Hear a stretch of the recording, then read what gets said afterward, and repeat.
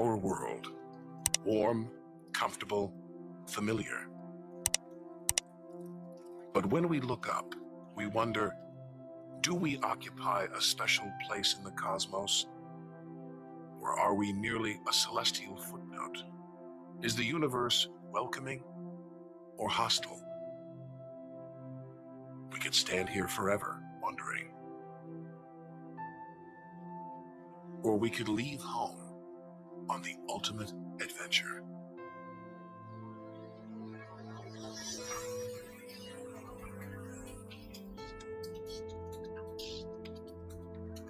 To discover wonders, confront horrors, beautiful new worlds, malevolent dark forces,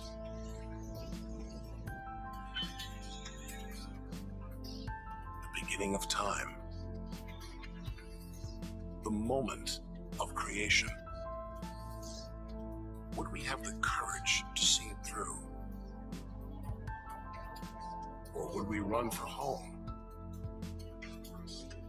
There's only one way to find out.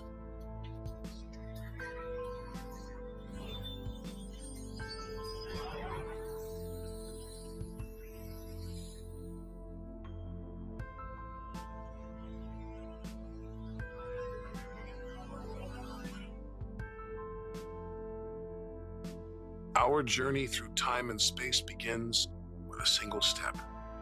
At the edge of space, only 60 miles up, just an hour's drive from home.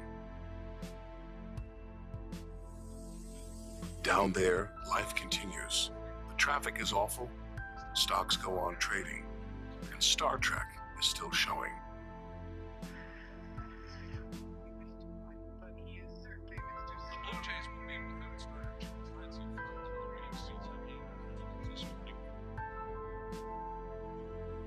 When we return home, if we return home, will it be the same? Will we be the same?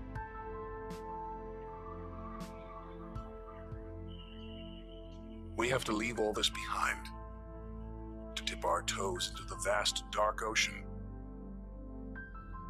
on to the moon.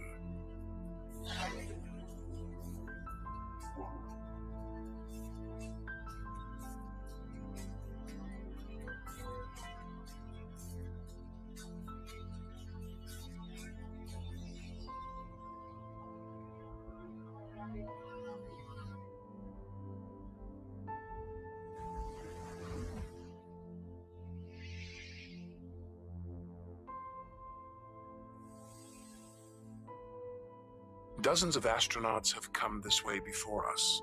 12 walked on the moon itself. Just 250,000 miles from home. 3 days by spacecraft.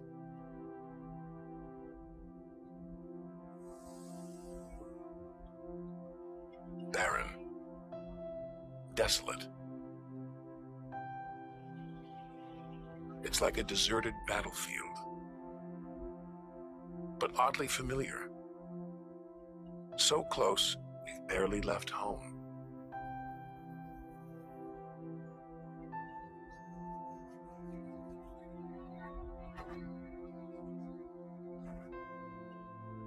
Neil Armstrong's first footprints. Looks like they were made yesterday. There's no air to change them. They could survive for millions of years. Maybe longer than us.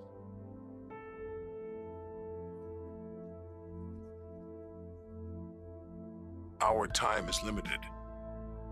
We need to take our own giant leap.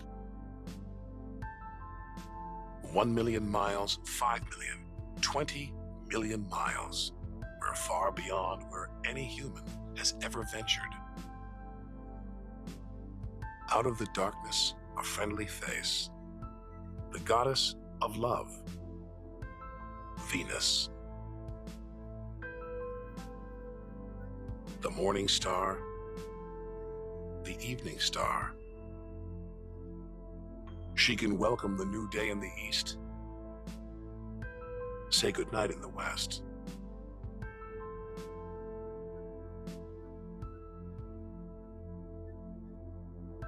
A sister to our planet, she's about the same size and gravity as Earth. We should be safe here. But the Venus Express space probe is setting off alarms. It's telling us these dazzling clouds, they're made of deadly sulfuric acid. The atmosphere is choking with carbon dioxide.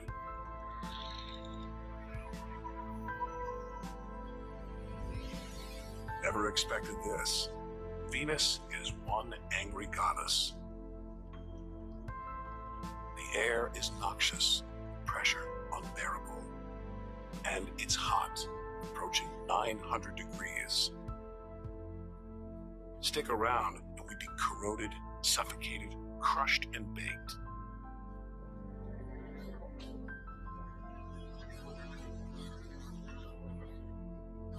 Nothing can survive here.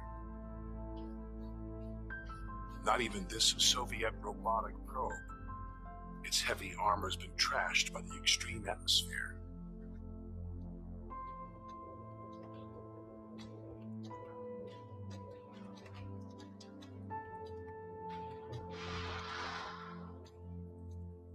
So lovely from Earth. Up close, this goddess is hideous.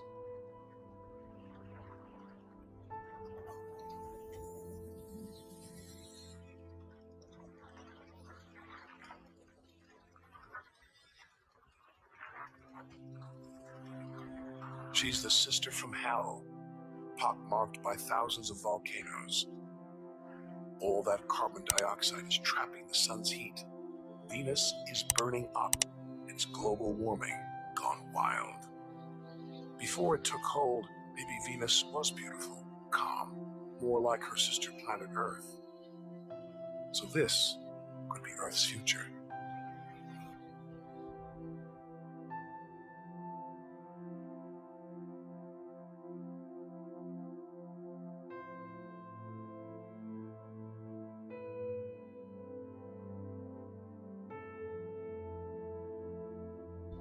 Where are the twinkling stars, the beautiful spheres gliding through space? Maybe we shouldn't be out here. Maybe we should turn back.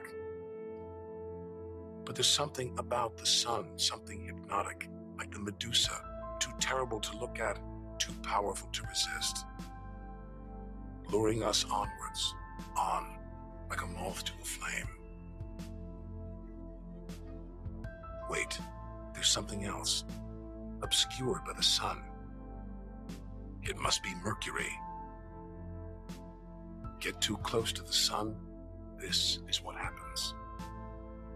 Temperatures swing wildly here. At night it's minus 275 degrees. Come midday, it's 800 plus. Burnt, then frozen.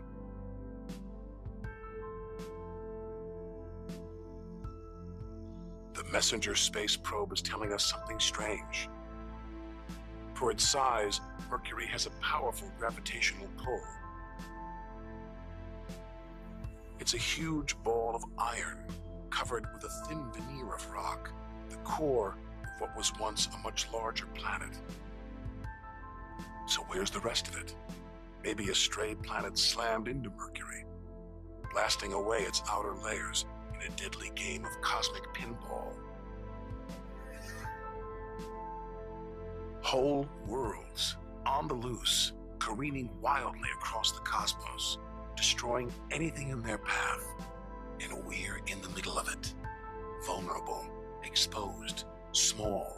Everything is telling us to turn back. But who could defy this?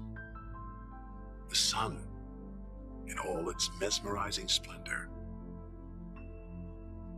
Our light, our lives, everything we do is controlled by the sun, depends on it.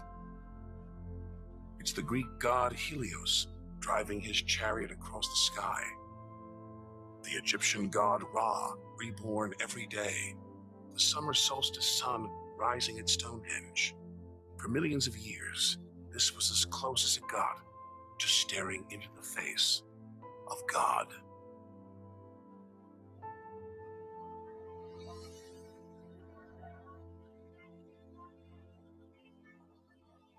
It's so far away. If it burned out, we wouldn't know about it for 8 minutes. It's so big, you could fit 1 million Earths inside it.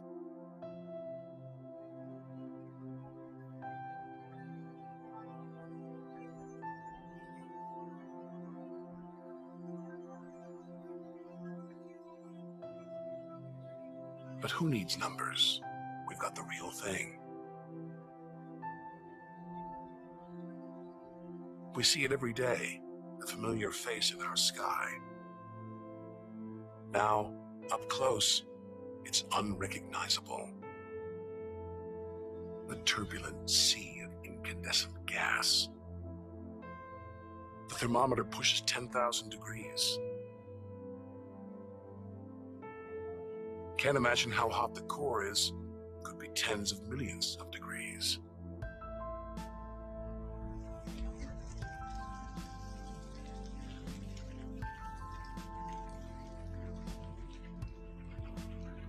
Hot enough to transform millions of tons of matter into energy every second. More than all the energy ever made by mankind. Dwarfing the power of all the nuclear weapons on Earth. Back home, we use this energy for light and heat. But up close, there's nothing comforting about the sun. Its electrical and magnetic forces erupt in giant molten gas loops. Some are larger than a dozen Earths, more powerful than 10 million volcanoes.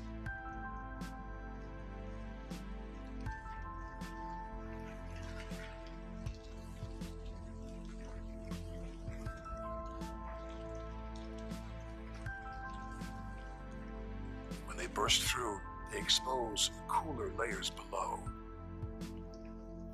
making sunspots. A fraction cooler than their surroundings, sunspots look black, but they're hotter than anything on Earth. And massive, 20 times the size of Earth.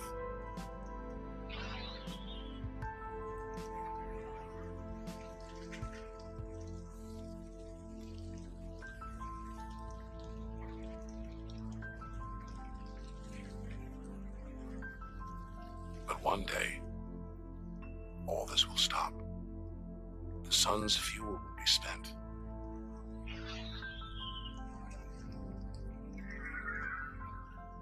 And when it dies, the Earth will follow.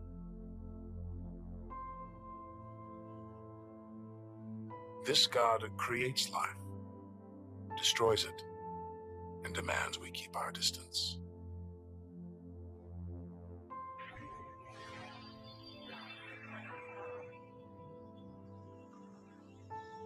This comet strayed too close. The sun's heat is boiling it away, creating a tail that stretches for millions of miles.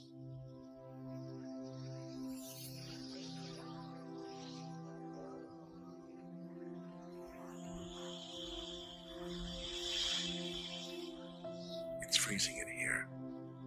There's no doubt where this comet's from, the icy wastes of deep space. All this steam, geysers and dust. It's the sun again, melting the comet's frozen heart. Strange, a kind of vast, dirty snowball covered in grimy tar. Tiny grains of what looks like organic material preserved on ice since who knows when. Maybe even the beginning of the solar system. Say a comet like this crashed into the young Earth billions of years ago. Maybe it delivered organic material and water, the raw ingredients of life. It may even have sown the seeds of life on Earth that evolved into you and me.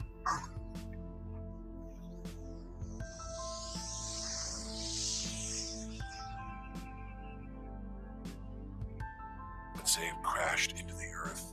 Now, think of the dinosaurs, wiped out by a comet or asteroid strike. It's only a question of time. Eventually, one day, we'll go the way of the dinosaurs.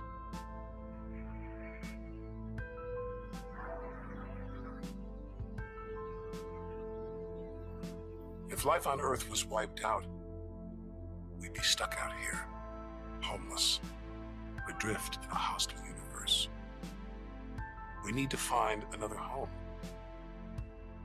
Among the millions, billions of planets, there must be one that's not too hot, not too cold, with air, sunlight, water, where like Goldilocks, we could comfortably live.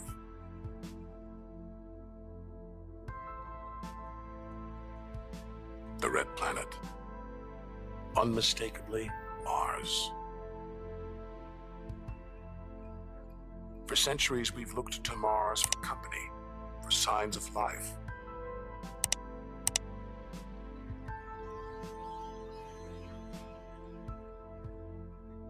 Could there be extraterrestrial life here?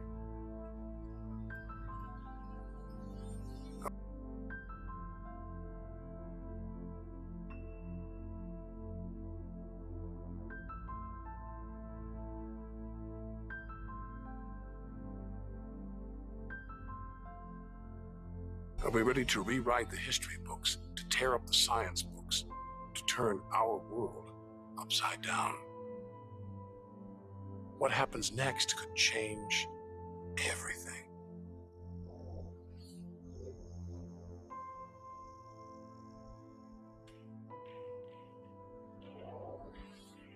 Mars is the planet that most captures our imagination. Think of B-movies, sci-fi comics. What follows? Martians. It's all just fiction, right? But what if there really is something here? Hard to imagine, though, up close. This is a dead planet. The activity that makes the Earth livable shut down millions of years ago here. Red and dead, Mars is a giant fossil.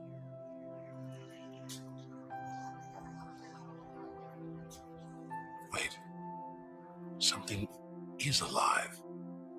A dust devil, a big one, bigger than the biggest twisters back home. There's wind here, and where there's wind, there's air. Could that air sustain extraterrestrial life?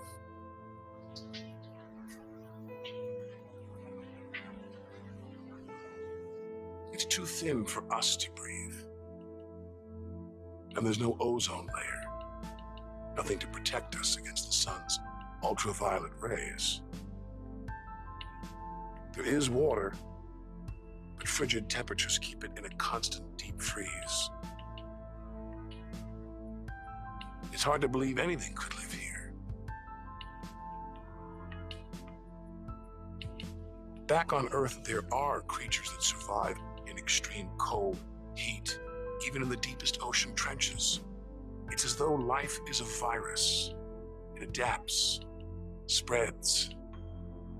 Maybe that's what we're doing right now, carrying the virus of life across the universe.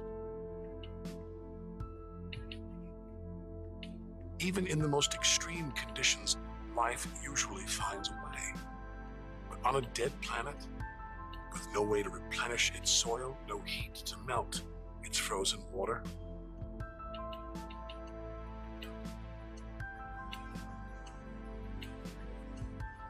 all this dust, it's hard to see where we're going.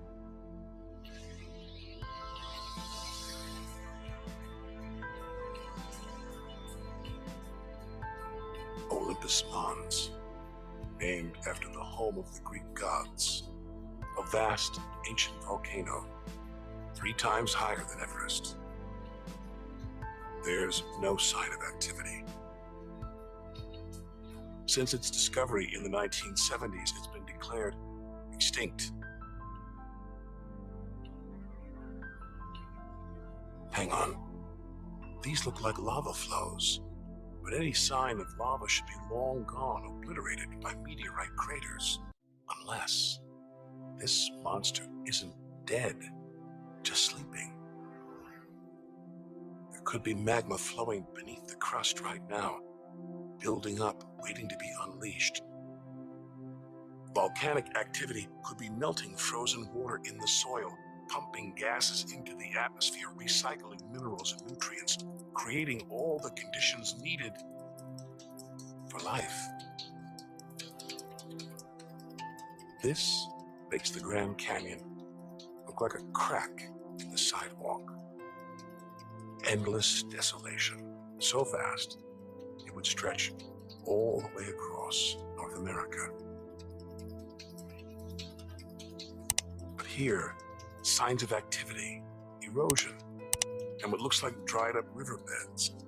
Maybe volcanic activity melted ice in the soil, sending water gushing through this canyon. Underground volcanoes could still be melting ice, creating water. And where there's water, there could be life.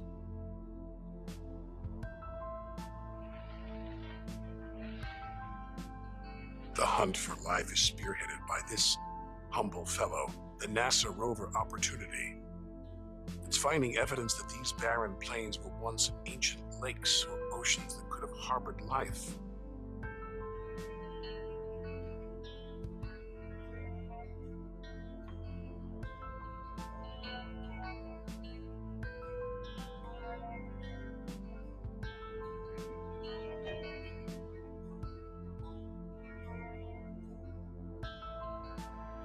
Look at those gullies.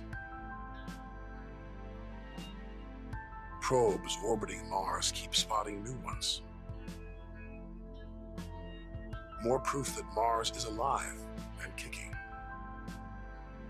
That water is flowing beneath its surface right now, water that could be sustaining Martian life.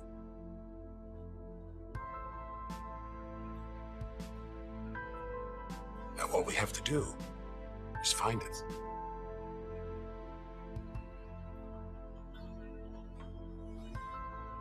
Maybe we've already found what we're looking for on Earth. Some think that life started here and then migrated to Earth. An asteroid impact could have blasted fragments of Mars, complete with tiny microbes, out into space and onto the young Earth where they sowed the seeds of life. No wonder we find Mars fascinating. This could be our ancestral home. It could be we are all Martians. The Mars we thought we knew is gone, replaced by this new active changing planet.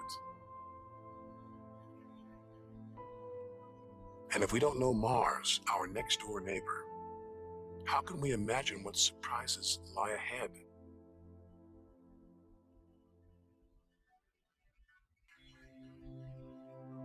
And if we don't know Mars, our next door neighbor, how can we imagine what surprises lie ahead?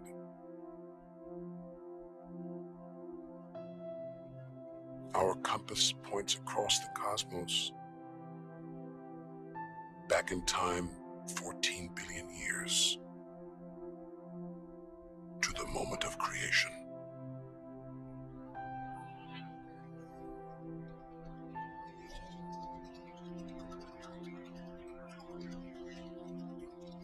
This is getting scary.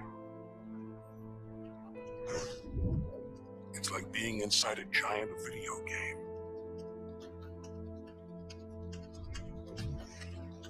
But these are all too real. Asteroids, some of them hundreds of miles wide. This one must be about 20 miles long. And there, perched on it, a space probe. Can't have been easy parking on an asteroid traveling at 50,000 miles an hour. It's a lot of effort just to investigate some rubble. Rubble that regularly collides, breaks up, and rains down on Earth as meteorites. Our ancestors saw shooting stars as magical omens, and they were right. Rubble like this came together to make the planets, including our own. Pretty magical. By dating the meteorites found on Earth, we can tell the planets were born 4.6 billion years ago. These are the birth certificates of our solar system. For some reason, these rocks didn't form into a planet. Something must have stopped them. Something powerful.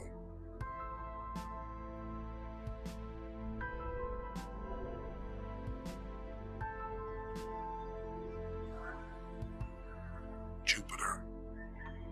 What a monster. At least 1,000 times bigger than Earth. So vast you could fit all the other planets inside it. Something this massive dominates its neighbors. Its gravity is pulling the asteroids apart.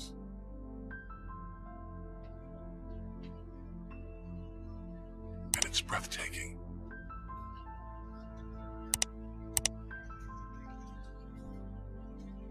But this beauty is a beast.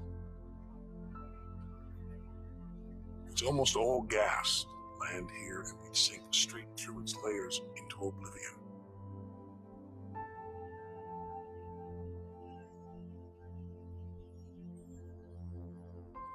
And Jupiter's good looks, a product of ferocious violence. It's spinning at an incredible rate, whipping up winds to hundreds of miles an hour, contorting the clouds into stripes, eddies, whirlpools. And this, the legendary Great Red Spot. The biggest, most violent storm in the solar system. At least 3 times the size of Earth, it's been raging for over 300 years. All these churning clouds must have sparked an electrical storm. Just one bolt is 10,000 times more intense than any at home.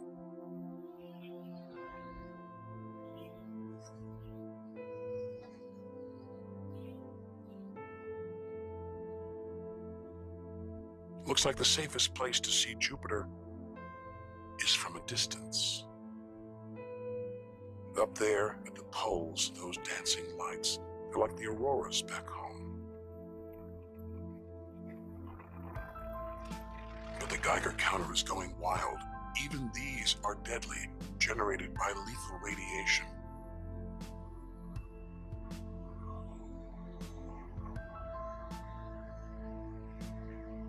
Out here, nothing is what it seems. The universe is full of terrors, traps,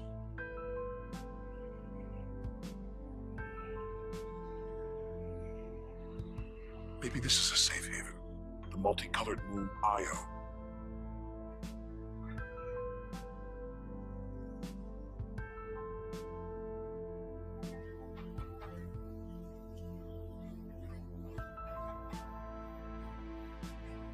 Wrong. Very wrong. Those brilliant colors are molten rock, volcanoes, spewing lava.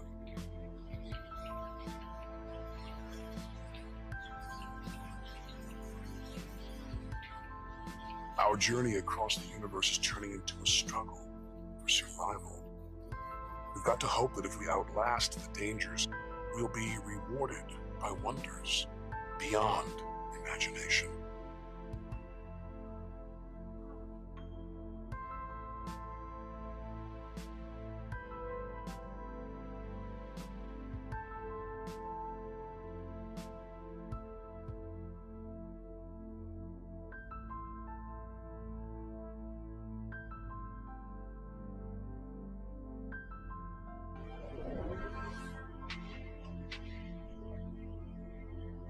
$400 million miles from Earth.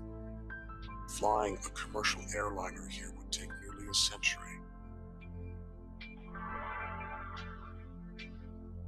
What a weird-looking place. And yet, strangely familiar. A bit like the Arctic, with all that ice, all those ridges and cracks.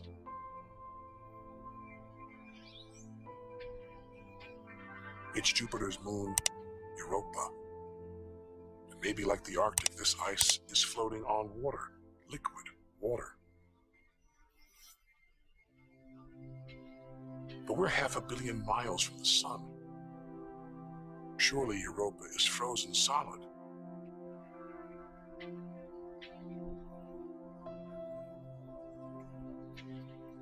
Unless Jupiter's gravity is creating friction deep inside, heating the ice into water, allowing life to develop in the waters beneath its frozen crust.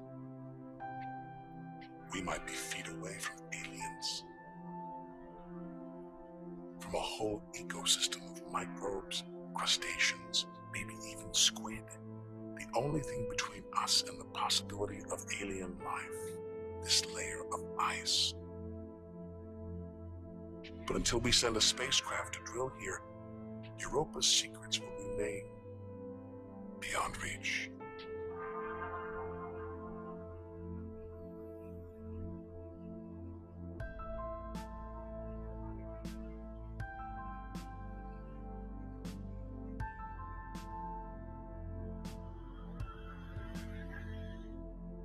It's captivated our imaginations, haunted our dreams.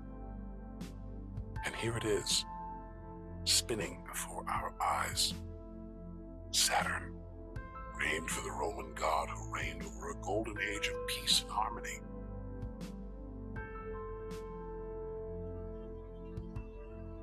This planet's a giant ball of gas, so light it would float on water. Its spectacular rings would stretch almost from Earth to the moon.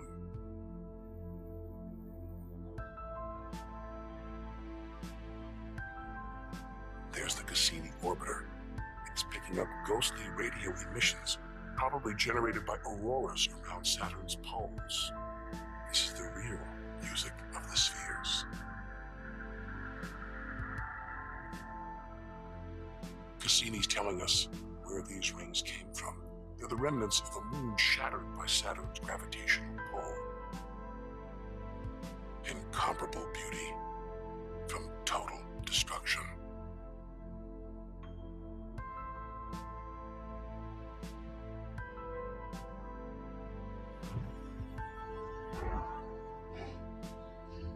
Billions of shards of ice, some as small as ice cubes, others the size of houses.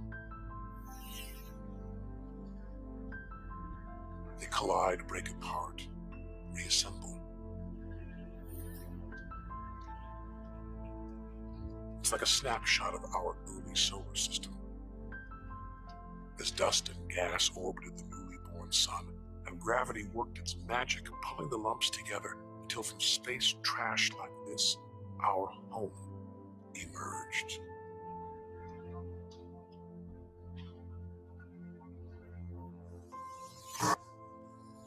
We could stay here forever.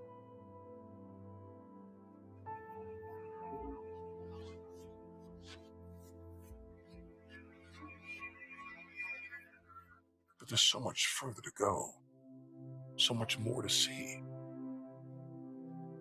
Like this moon wrapped in thick clouds. Titan.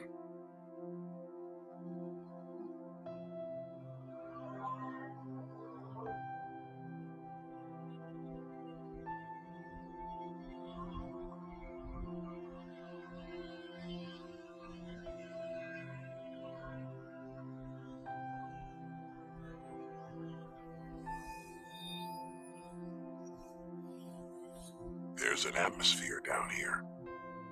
There's wind, rain, even seasons. Rivers, lakes, and oceans. It looks so familiar, so similar to Earth.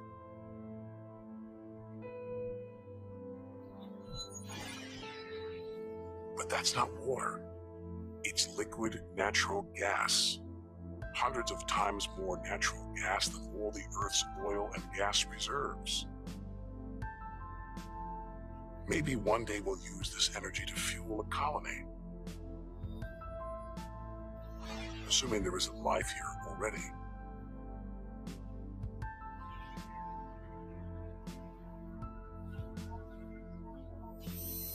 The Huygens space probe is here to find out.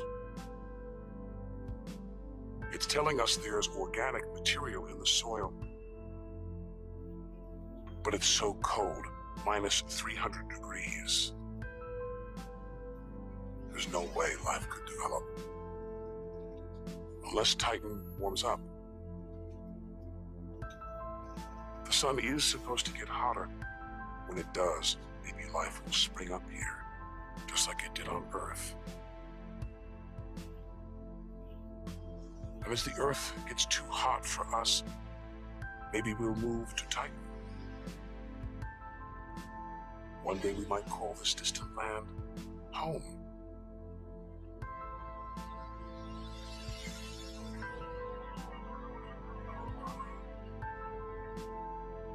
Home.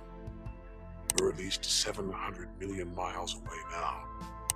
After this, we lose visual contact with Earth. We're standing on a cliff, looking out over a great chasm that stretches to the beginning of time. Do we have the courage to jump? Or in the solar system's outer reaches, unseen from Earth, unknown for most of history. It's like diving into the depths of the ocean.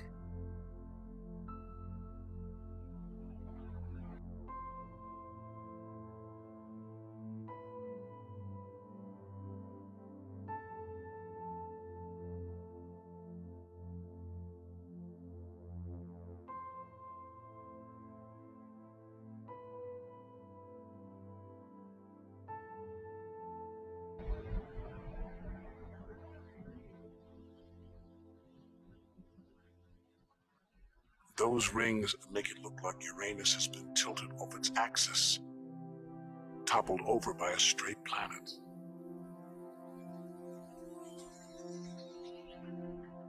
It's eerie out here, already beginning to feel small, lonely. Maybe this is how we'll feel at the edge of the universe.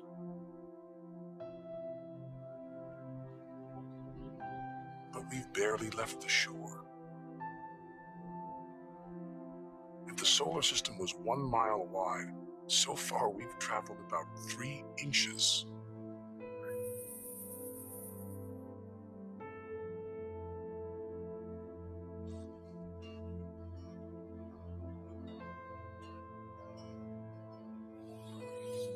Out of the deep, another strange beast, the god of the sea, Neptune. This world is covered in methane gas, and a storm as big as Earth, whipped up by savage 1,000-mile-an-hour winds. Back home, it's the sun that drives the wind, but Neptune's far away, and something else must be creating these ferocious winds. But what? We know very little about our own solar system.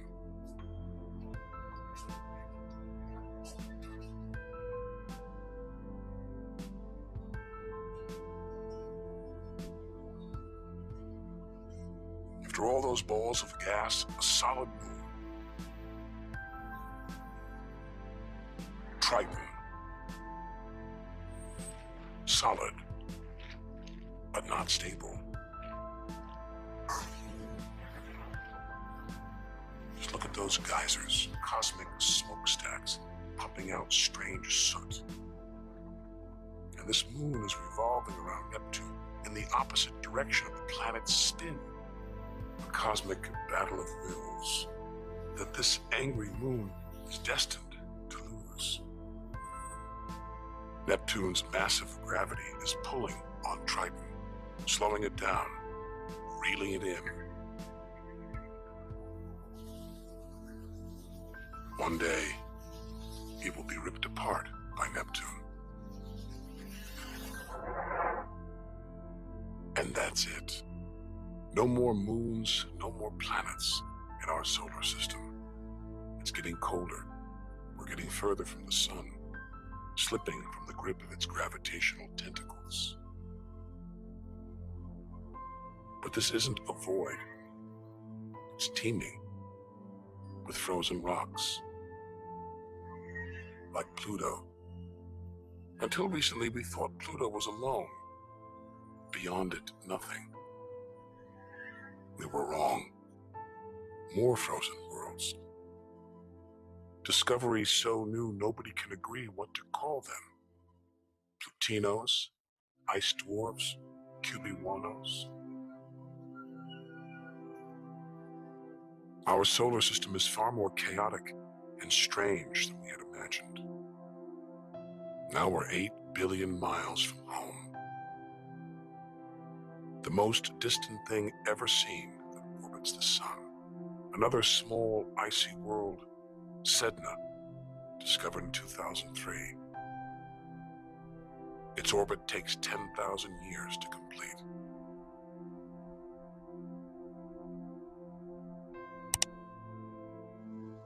Hang on, there's something else out here. 10 billion miles from home, the space probe Voyager 1.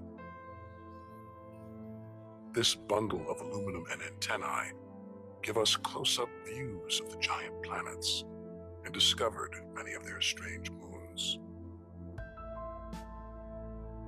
It's traveling 20 times faster than a bullet, sending messages home.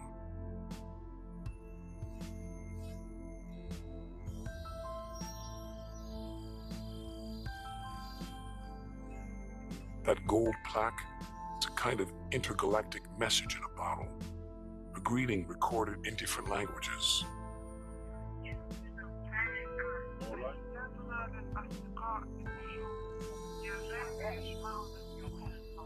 And a map showing how to find our home solar system. The great physicist Stephen Hawking thinks it was a mistake to roll out the welcome mat. After all, if you're in the jungle, is it wise to call out?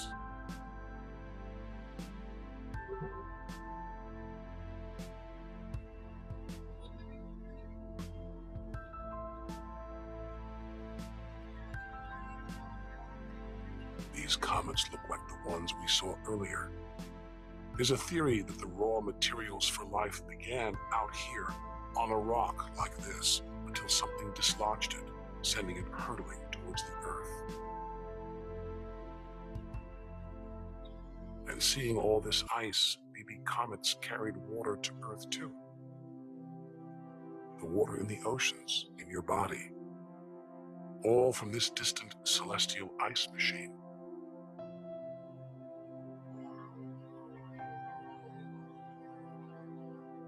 We're 5 million, that's 5 trillion miles from home. But this is still only a baby step.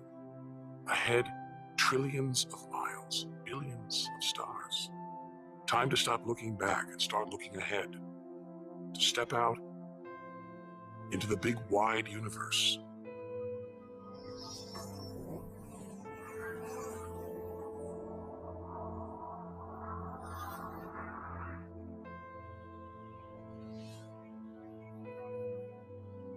Interstellar space.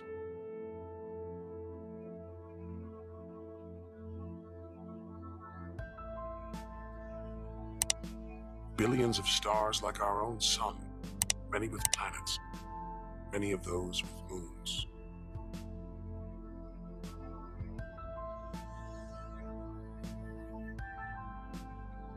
It's hard to know which way to go. There are infinite possibilities. We're going to need a serious burst of acceleration.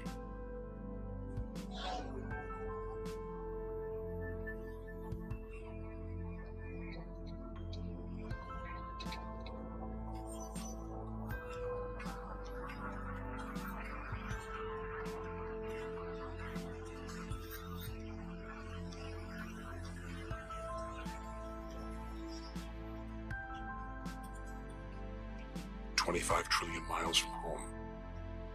A 150,000-year ride in the space shuttle. We've only just reached the first solar system beyond our own. Alpha Centauri. Not one, but 3 stars, spinning around each other, locked in a celestial standoff. Each star's gravity attracting the other, their blazing orbital speed keeping them apart.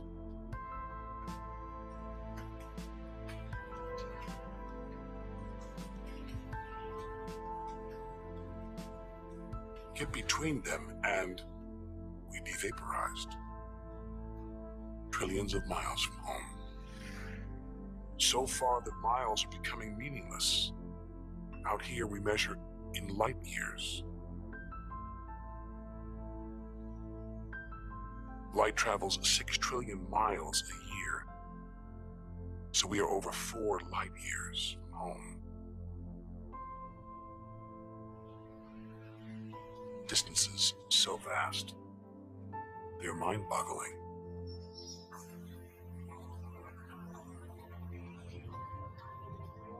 Who knows what strange forces lie ahead, or we'll discover when, if, we reach the edge of the universe.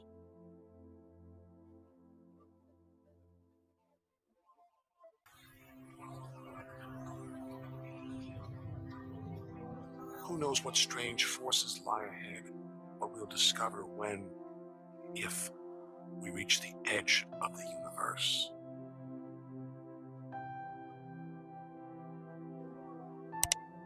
Ten light years from Earth, the star Epsilon Eridani. Spectacular rings of dust and ice, and somewhere in there planets forming out of the debris, being born before our eyes.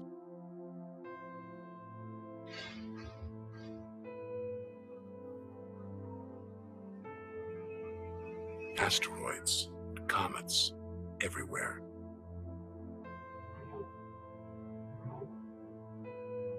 We could almost be looking at our own solar system billions of years ago, with comets delivering the building blocks of life to these young planets.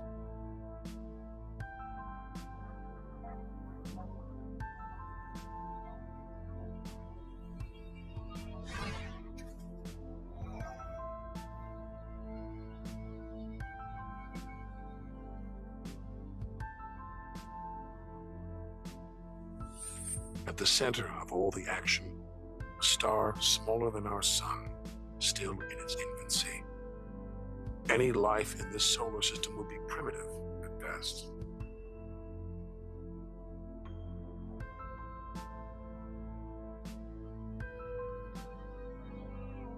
There must be more mature solar systems out here, but finding them is like looking for a needle in a cosmic haystack.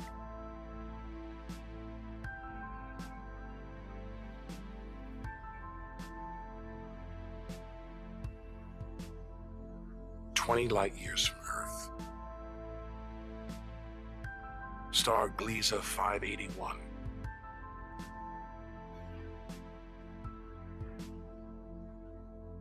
It's about the same age as our sun.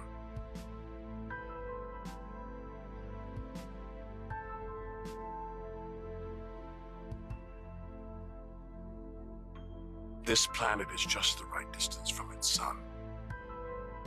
Any closer and water would boil away. Any further, and it would freeze.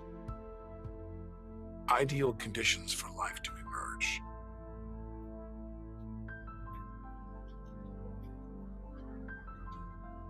And if a comet has struck, delivering water and organic materials, then life, complex beings like us, even civilizations like our own, could be down there, right now.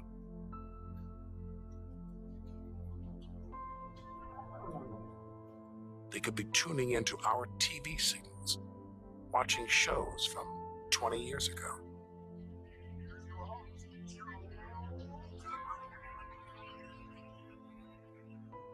But until we devise a way of communicating over these vast distances, all we can do is speculate. Us and them, living parallel lives, unaware of each other's existence.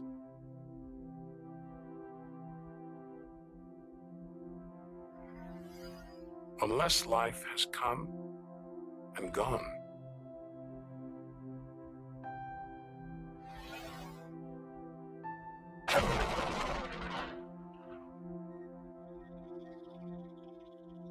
that's the problem with comets. They're creators and destroyers, as the dinosaurs found out the hard way. This is the needle in the cosmic haystack, the closest we've come to a habitable solar system like our own, but it's a chance encounter. There could be hundreds, millions more solar systems like this out there, or none at all.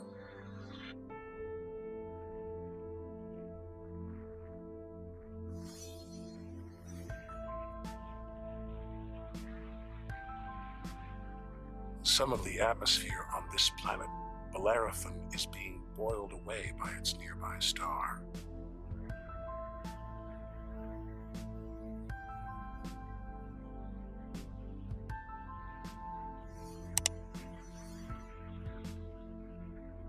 From Earth, we can't see planets this far out. They're obscured by the brilliance of their neighboring stars. But the planets have a minute gravitational pull on those stars. Measure these tiny movements, we can prove they exist.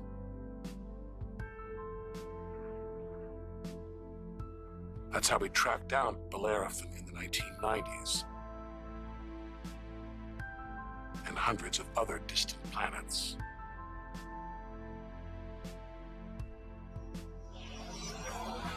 "65 light years from Earth. Turn on your TV here and you pick up Hitler's Berlin Olympics."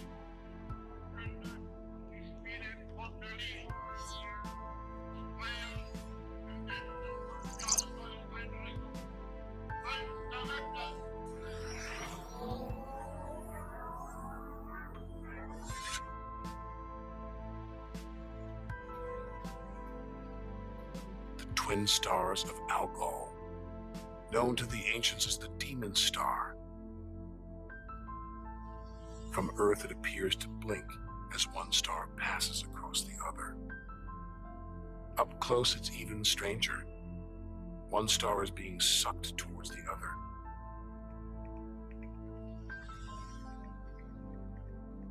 Almost 100 light years from home, faint whispers from one of the first ever radio broadcasts. We appreciate anyone hearing this broadcast would communicate with us. We are very anxious to know how far the broadcast is reaching.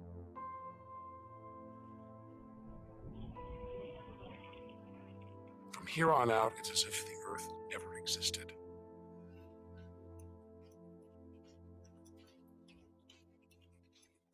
Feels like a lifetime since we stood on that beach, looking up at the sky, wondering where and how we fit in.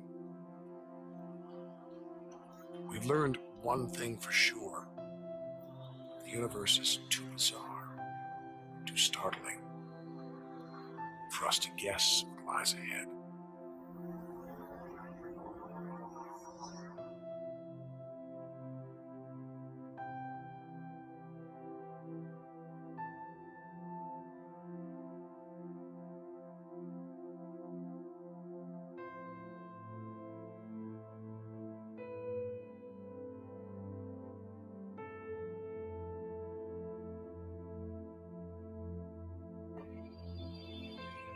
Deep inside our galaxy, the Milky Way, pinpricks of light that have inspired 1,001 tales. The Seven Sisters, daughters of the ancient Greek god Atlas, transformed into stars to comfort their father as he held the heavens on his shoulders.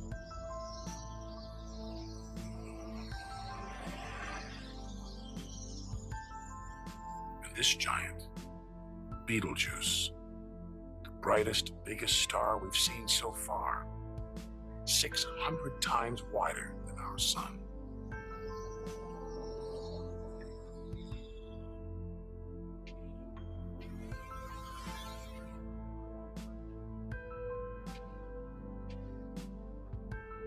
this, it's not a star, not a planet, not like anything we've seen.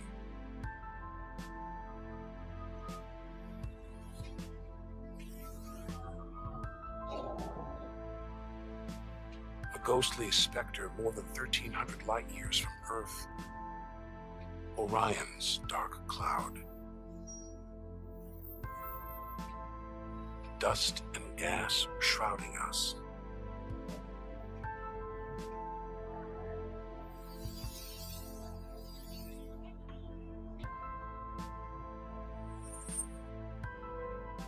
There, deep inside, a light pulling the dust and gas towards it, heating up, merging into a ball of burning hot gas.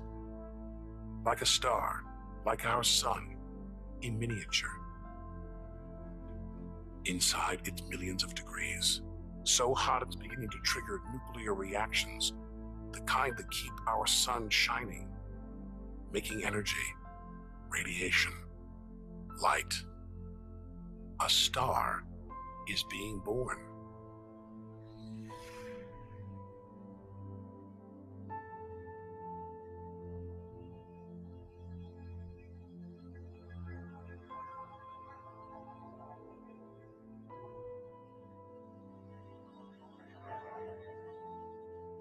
Orion's dark cloud is a vast star factory.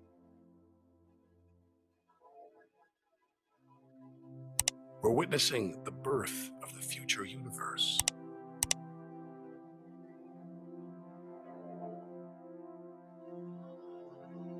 We've come to expect destruction, but this is one of the universe's greatest acts of creation, star birth.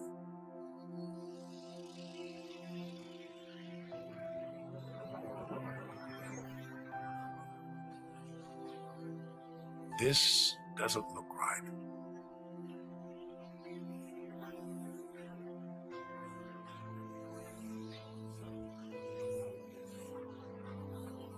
Jets of gas exploding out with tremendous force, blasting dust and gas out for millions of miles.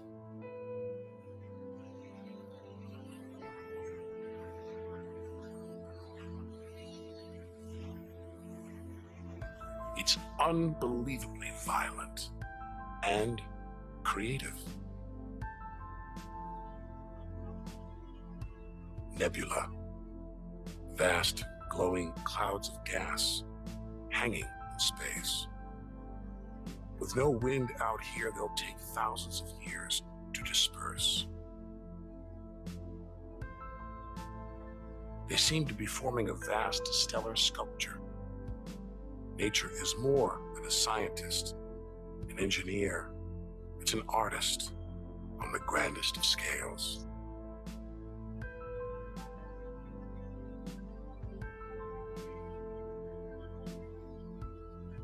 And this is a masterpiece.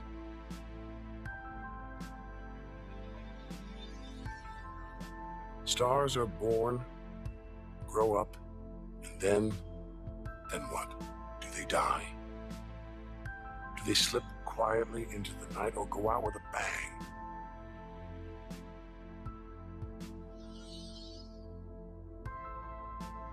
Somewhere between here and the edge of the universe lies the answer.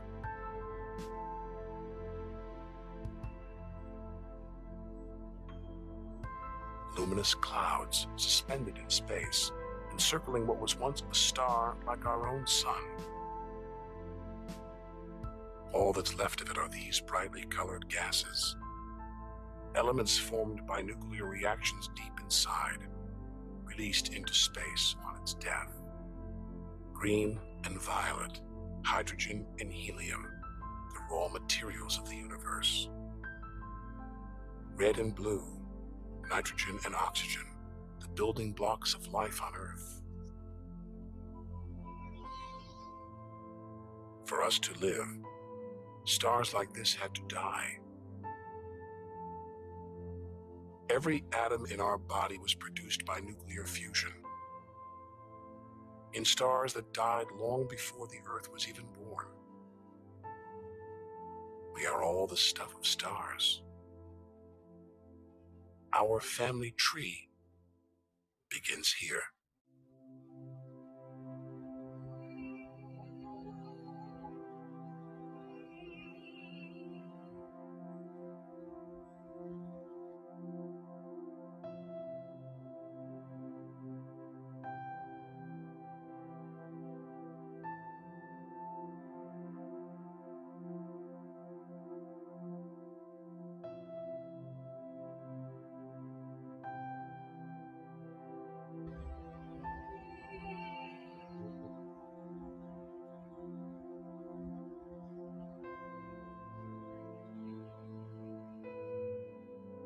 At its heart, the ghost of a star. A white dwarf. White, hot, small, but unbelievably dense. In the star's dying moments, its atoms fused and squeezed together, making it so dense that just a teaspoon of this white dwarf would weigh 1 ton.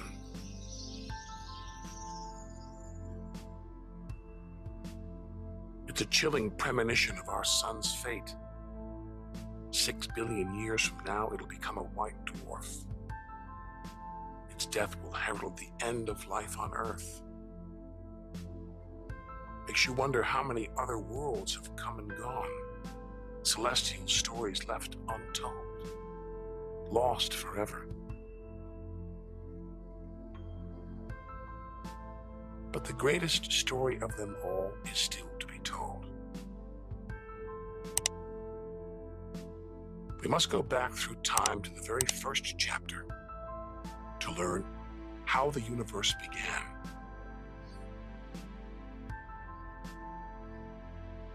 The scattered remains of a dead star, the Crab Nebula. 6,000 light years from home, deep inside a stellar graveyard. We've learned so much, seen things we'd never have believed possible.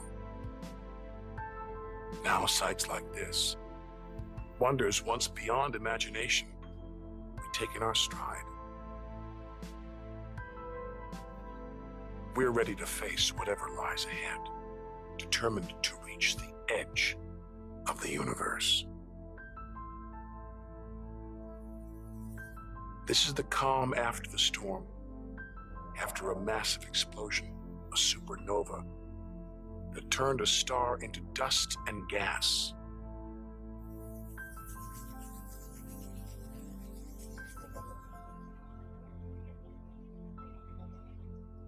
The eye of the storm, a spinning, pulsating star, a pulsar.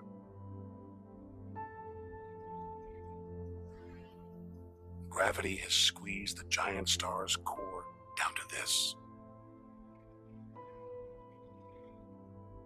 It's just 12 miles across, unimaginably dense. One pinhead of this would weigh hundreds, maybe millions of tons. And as it shrank, like a figure skater spinning on the spot, arms outstretched, then pulling them in, it began to spin faster.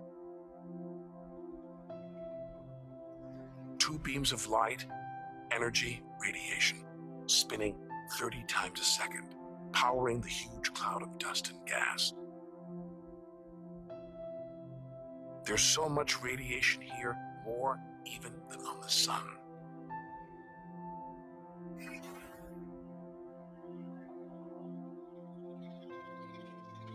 That was easily the deadliest thing we've encountered so far.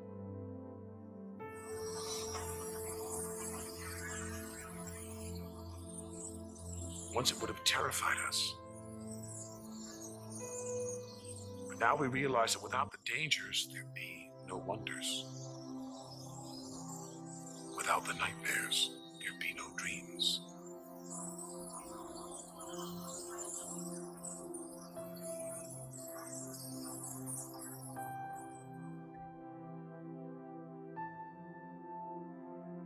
Getting a strange sensation. A feeling as though there's something bad out here. A malevolent presence. The one thing we didn't want to encounter. Possibly black, blotting out the stars behind it. We're staring into the face of extinction. The remains of a giant star. A black hole.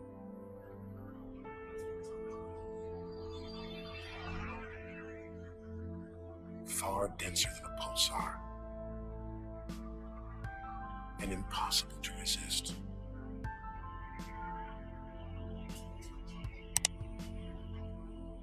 Its gravity is so intense not even light can escape.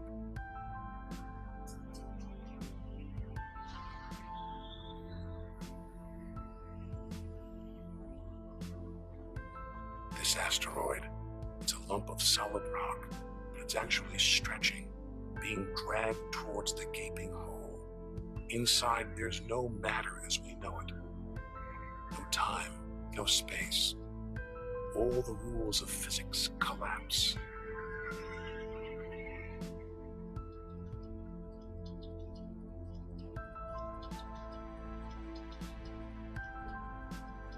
The asteroid is gone. Nobody really knows where. This is the edge of human understanding. There could be millions of black holes creeping around our galaxy, more perhaps than all the stars in the sky. But we wouldn't see them until it was too late.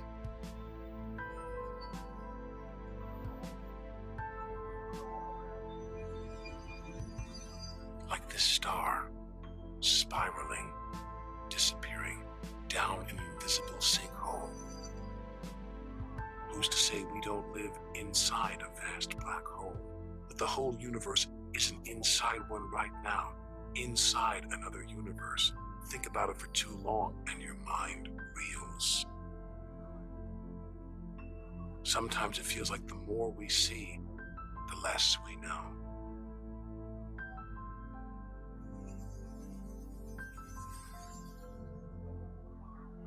And we're still in our own galaxy, the Milky Way. The vastness of the universe beyond still lies ahead.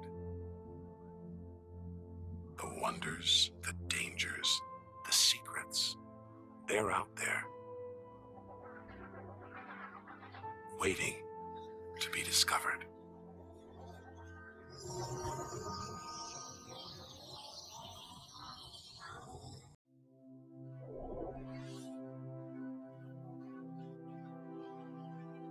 "7,000 light years from home."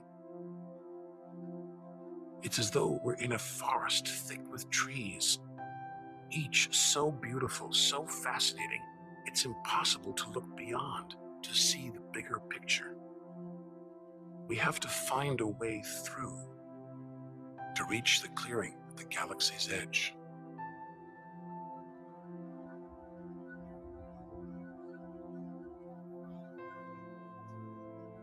But faced with sights like this, it's hard to leave. A colossal, glowing cloud, topped by these great towers of dust, the pillars of creation, like a gateway into the unknown. A star factory packed with embryonic star systems, each larger than our solar system.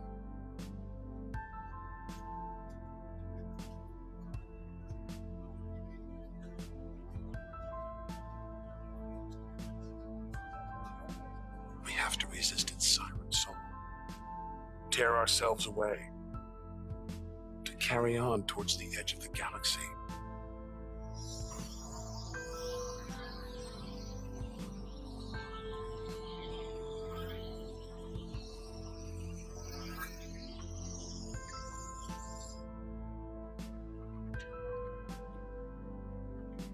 Dazzled by the Milky Way's beauty, we've been blinded to its terrors and strayed into a cosmic minefield.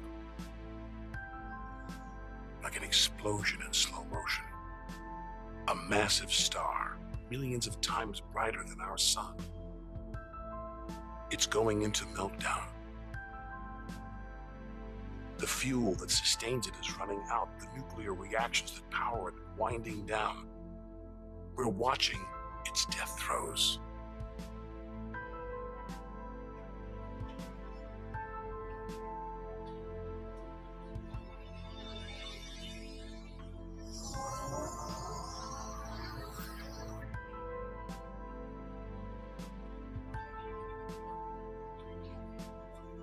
An even bigger, dangerously unstable star. But this one's about to explode. And when a star this big dies, it's 100 times more violent than a supernova. We've stumbled into the most violent star death of all, a hypernova.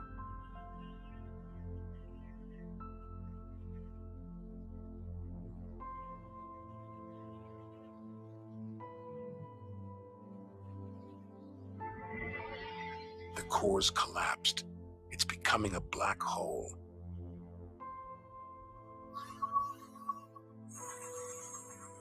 And that's the shock wave surging through the star, ripping its outer layers into space.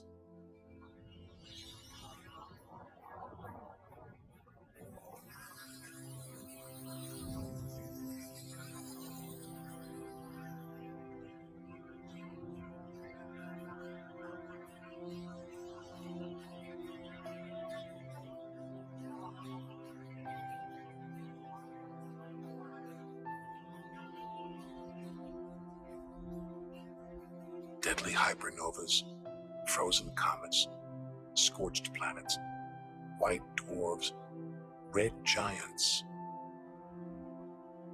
Tiny drops in a vast pool of white light. Our home galaxy, the Milky Way. We wanted to know where we fit in. Here's our answer.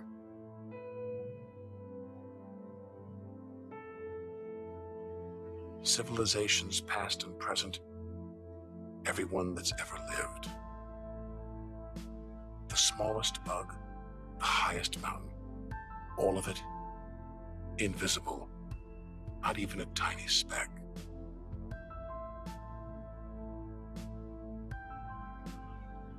Our home is a minor planet orbiting an insignificant star. If it disappeared right now, who would even notice?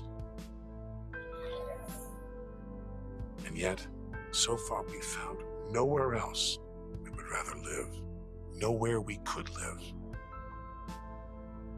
It's only now, far from home, that we're beginning to truly appreciate it.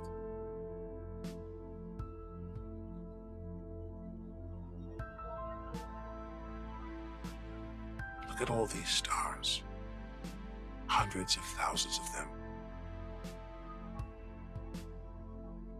Surely one of them, more than one, must be capable of supporting life.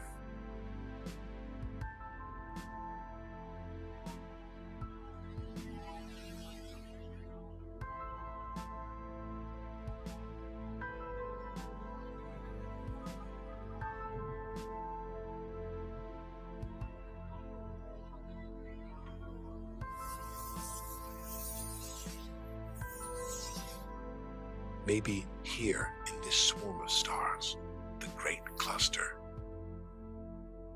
Back in the 1970s, astronomers sent a message in this direction, detailing the structure of our DNA and our solar system's location. But the message won't arrive here for another 25,000 years.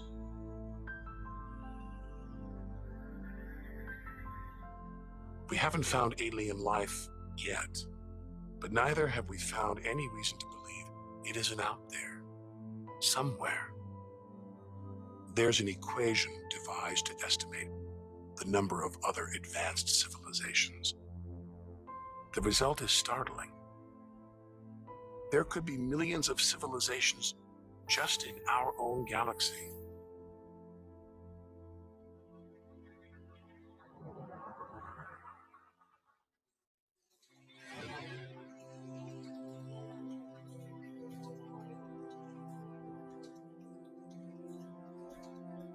Everything we've seen so far is inside the Milky Way. Now we're ready to leave our home galaxy to enter intergalactic space. Here's our chance to solve the ultimate mystery and experience the moment of creation.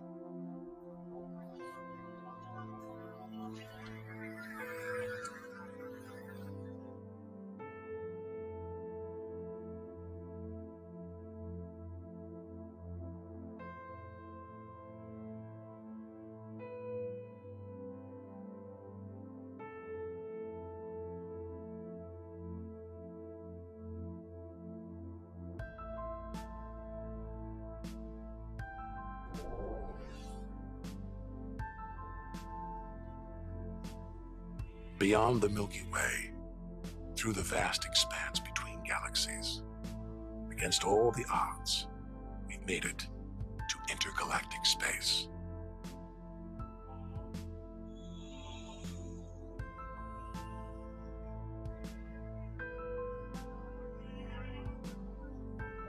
Out here, there's no horizon in sight. Even the closest galaxies are hundreds of thousands of light years away.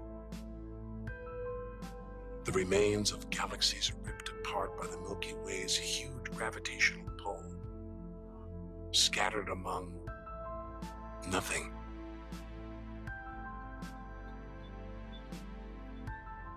This is as close as the universe gets to a perfect vacuum.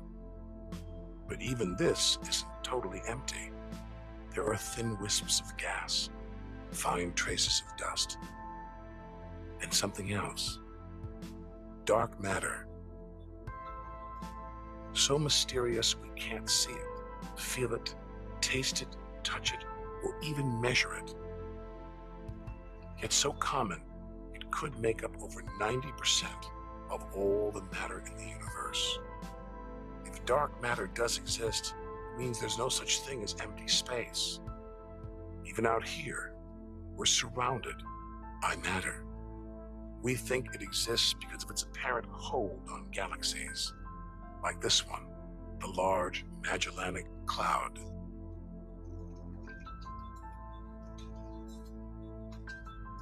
A 6 billion year journey in today's fastest spacecraft, 160,000 light years from the Milky Way at the edge of its gravitational reach.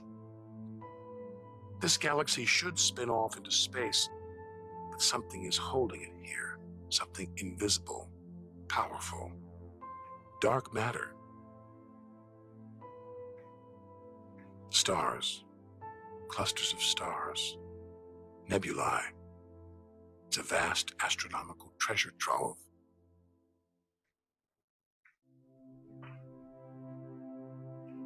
Look at this.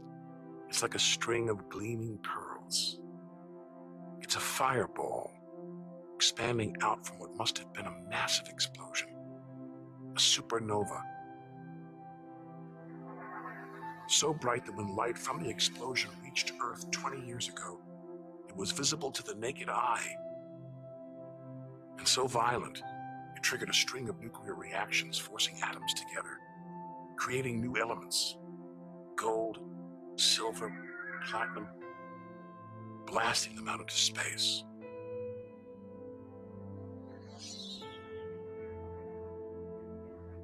The gold in the ring on your finger was forged in a massive supernova like this, trillions of miles away, billions of years ago.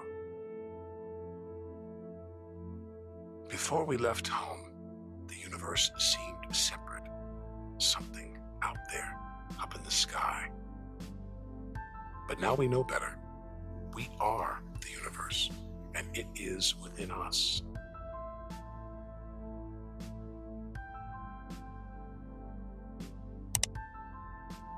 It's comforting to remember as we venture through this abyss. Further and further. Faster and faster.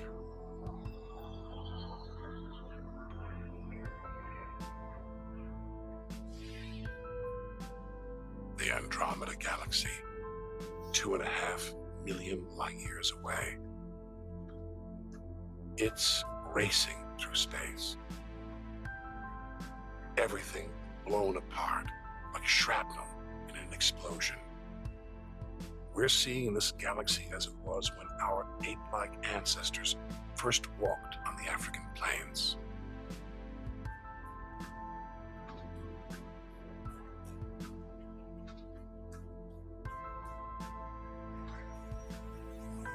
Further through space and further back in time. Hold on. This doesn't look right. A whole galaxy exploding? The only thing large enough to cause an explosion on this scale is another galaxy. It looks like the end of the world. But this galaxy won't die.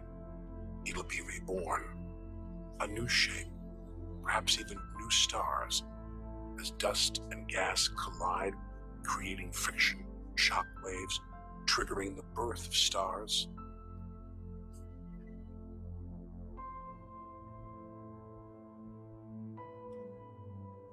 There's order in this chaos, a pattern behind the infinite variety, an endless cycle of birth and death, creation and destruction. It's a pattern woven through the vast fabric of space that binds each of these galaxies. There are billions of galaxies, each with billions, even trillions of stars. Maybe more stars than there are grains of sand on all the beaches on Earth.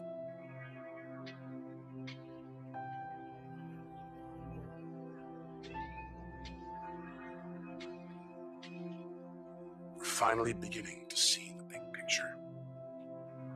And it's grander than we ever imagined.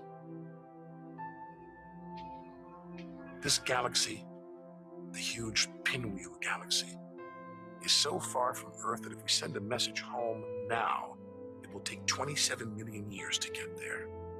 Who knows whether our species, our planet, will still be around to receive it.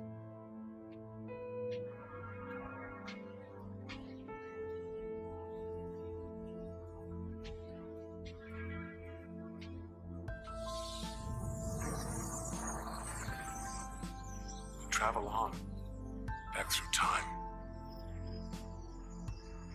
Past the point where the dinosaurs were wiped out. Past the moment where the first creatures crawled onto land.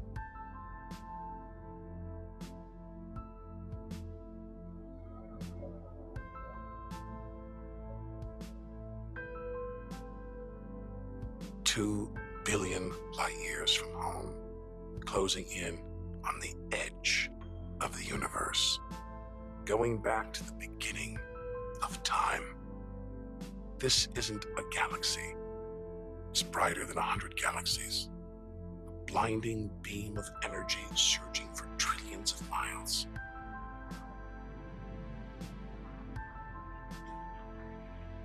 Something this big, this bright, must be incredibly powerful. Experience tells us out here, power equals danger.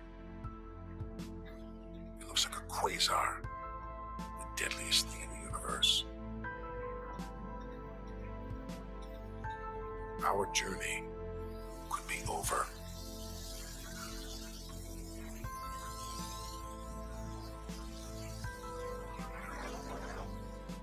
The deadliest, most powerful thing in the universe.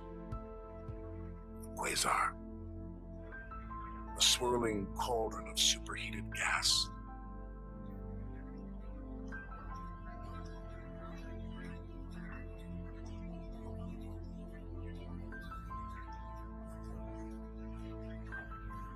This beast has a heart of darkness, a supermassive black hole as heavy as 1 billion suns.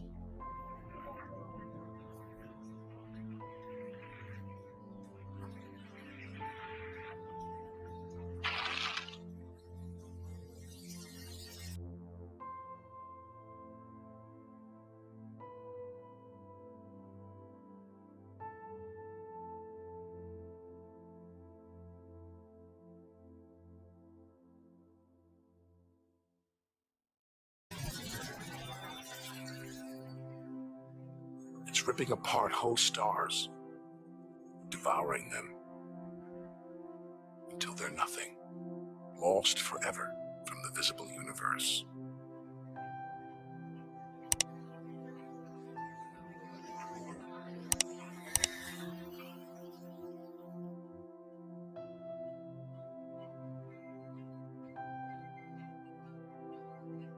We think, we hope, we pray we've seen the worst the universe can throw at us, but no one can know what lies ahead.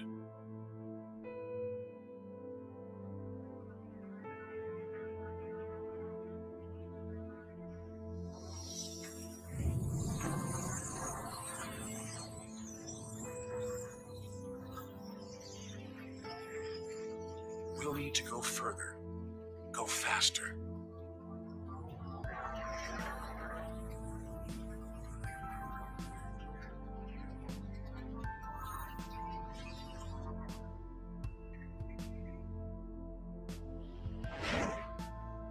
$8 billion light years from home. More galaxies, but these look different. Ragged, small, close together. We're so far back in time, we're seeing these galaxies as they were before the Earth was born. They're still young, still growing. We're getting close to where and how it all began.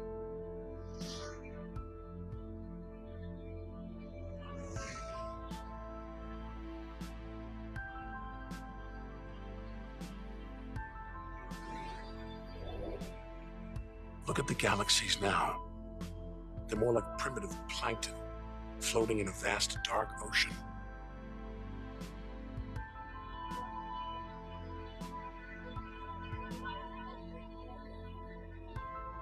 Clouds of dust and gas, dancing, twirling, merging to make embryonic galaxies.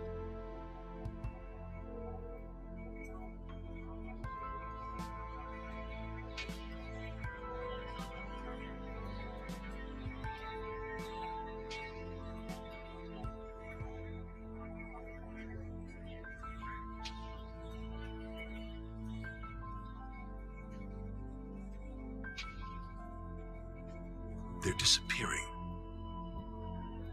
We've gone back before the stars were born, into a cosmic dark age. And before that, light, the afterglow from the massive explosion that created the known universe.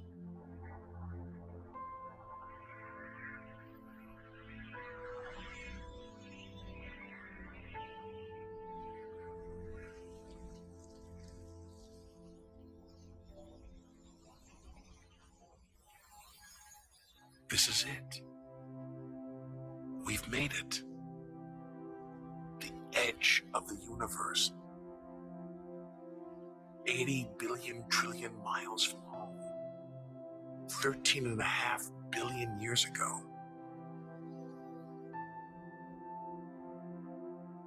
The very instant of the Big Bang, the most violent, most creative moment in history. Everything that's ever happened follows from this moment.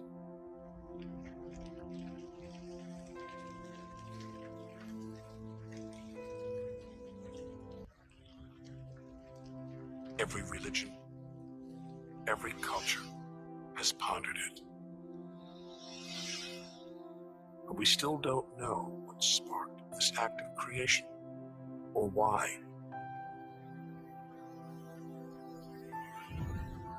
This is where our journey ends and the universe begins.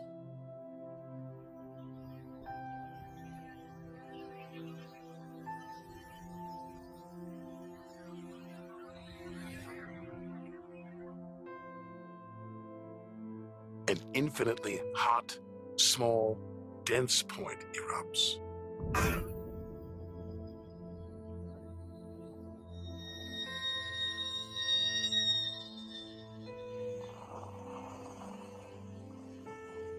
creating space, time, matter, our universe itself. First, it's the size of a subatomic particle. The tiniest fraction of a second later, it's big enough to hold in the palm of your hand. Moments later, it's the size of the Earth.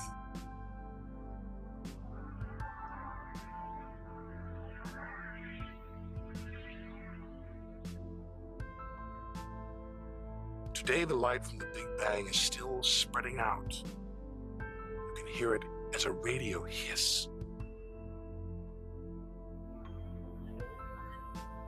See it as television static.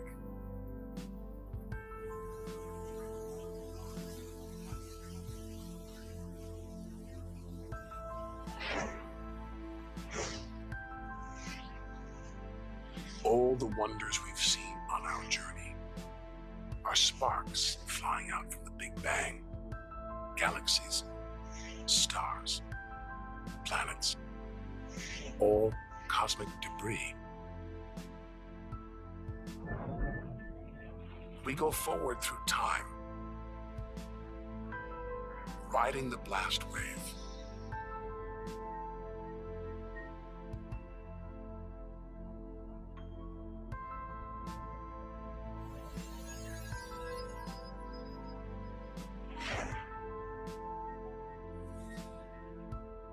Until we reach another cooling cinder swirling in the afterglow of the Big Bang.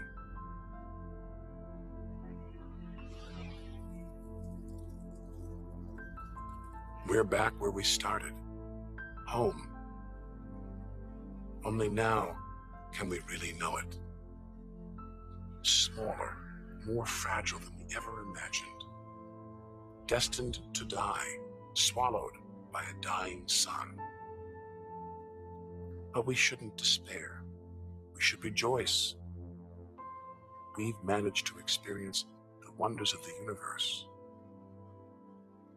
We should celebrate our achievements and enjoy our moment in the sun. إن أعجبكم موضوع اليوم من قناة كل ما تريد معرفته، فلا تبخلوا بالإعجاب والاشتراك.